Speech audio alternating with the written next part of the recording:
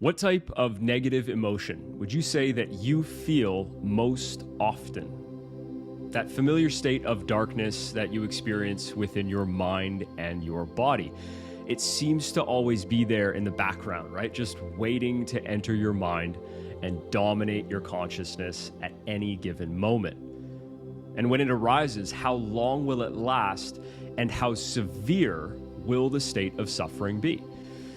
Welcome to Rays of Consciousness. My name is Zach Michael, and we teach how to break free from your shadow self and raise your consciousness so that you can embody your highest potential. You see, what the average person does with these states of inner negativity is try to avoid or escape them with some form of coping, right? Some distraction to try and divert their attention from the pain and hopefully anesthetize themselves, right? Numb out from that pain, at least temporarily. But the big secret hidden within your suffering is that contrast, and by that I mean contrasting experiences in your life, from positive to negative in all forms. It represents polarity. And polarity is what enables evolution to occur. Polarity provides the appropriate conditions for creation and new growth to take shape. Now, a simple way to understand the value of polarity is by looking at the cycles found within nature. The sun rises and sets, and it creates days and nights. Daytime presents the appropriate conditions for the majority of human activity, while nighttime is ideal for rest and recovery. Now, both are essential and complementary to one another. Both are needed for the optimal functioning of the whole. For waves to continuously crash along the shoreline, water must contract or pull back for a new wave to form and expand across the sand. This ebb and flow of life can be seen throughout all of Mother Nature, including life and death. Decomposition must occur for new growth to emerge in its place. This is the natural order.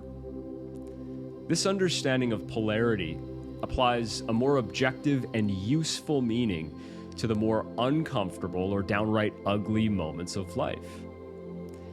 Emotional, physical, spiritual suffering is not in vain if the silver lining hidden within is understood, recognized, and put to use. Now, the dark side of polarity found within yourself is known as the shadow self, which represents your unique expression of darkness within. And it's an umbrella term consisting of the various emotional states, thought patterns, self-talk, behaviors, and habits that you experience on a consistent basis. These are the elements of yourself that hold back your joy, your presence, your peace of mind, and ultimately stifle your connection to source consciousness. This is your so-called shadow. Now, from the perspective of a fixed mindset, meaning a mindset that is geared towards staying in your comfort zone, desiring the illusion of safety, the shadow self represents something to dislike, something to fear, despise, and even feel guilty about. But you see, it's this fixed mindset which prevents you from using the shadow for the very purpose that it was designed for, your own inner evolution through the mastery of this shadow.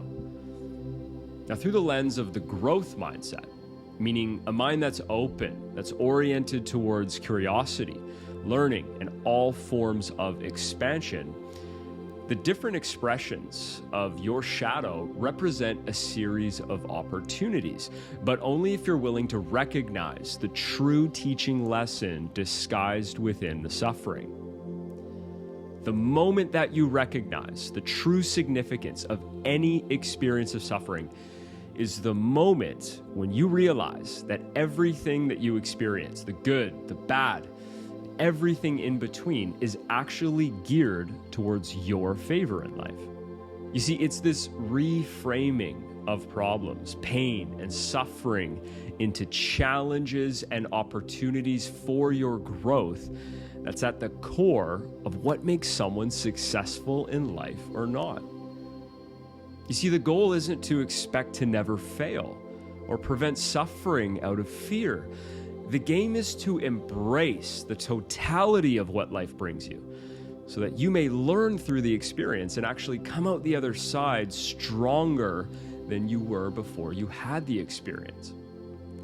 If you commit to viewing your suffering in this way and act in accordance with that view, you follow through on that commitment, well, you will have created the foundation for successful living in all areas of life that you can point to.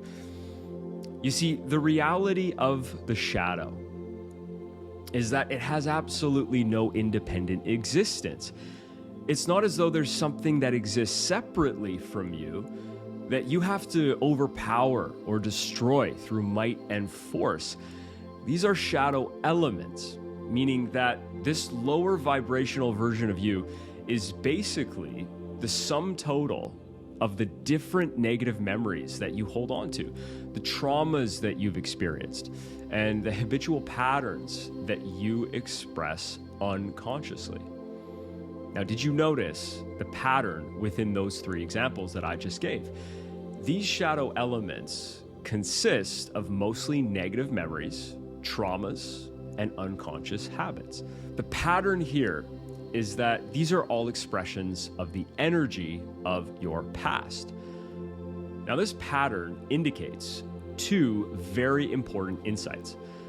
When you're unconsciously giving your attention to your past, you're activating the energy of that past, the energy, the frequency, and the vibration in the present moment, which signals to your body-mind to stimulate the very same emotions, thoughts, physical sensations associated with that past vibration.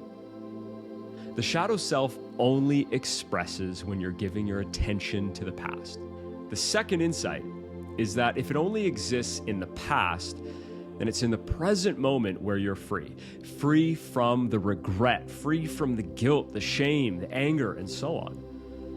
Now, if you're free from these lower emotional energies, then you free yourself from the very coping mechanisms and negative behaviors which mask that emotional pain, and you break the vicious cycle which reinforces the shadow self.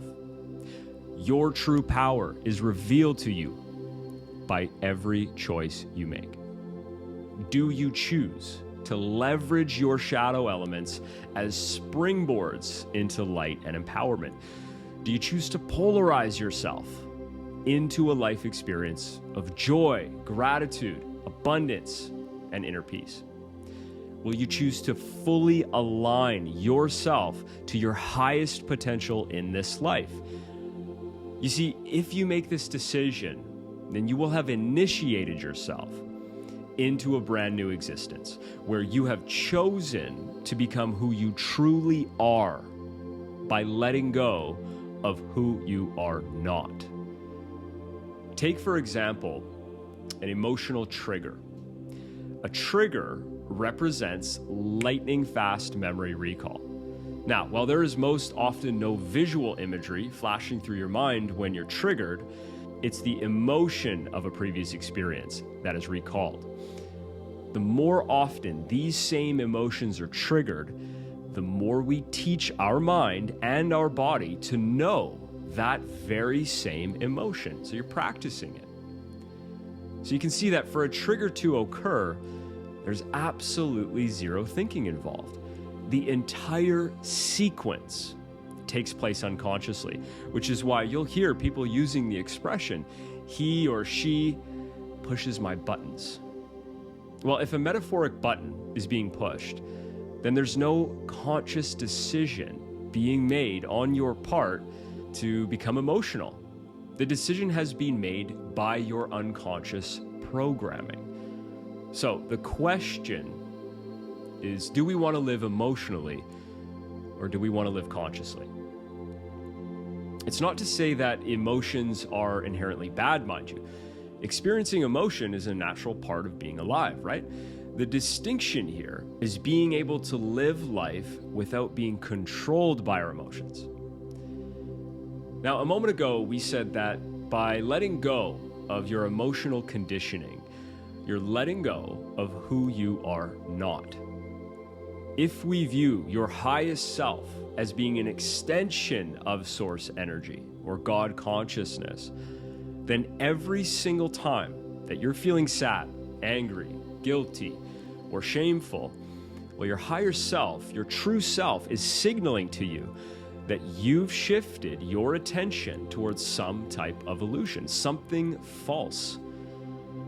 These emotional triggers are indicators, they're reminders to let go of seeing illusion, let go of perceiving in a way that hurts you, and remember truth by choosing freedom over suffering. Now, each and every time that you do this, moment by moment, trigger by trigger, you actually decondition yourself and you unlearn the programming that's led to suffering, and you discover true inner peace and freedom within, creating truly new experiences more closely aligned to what your higher self actually wants you to experience.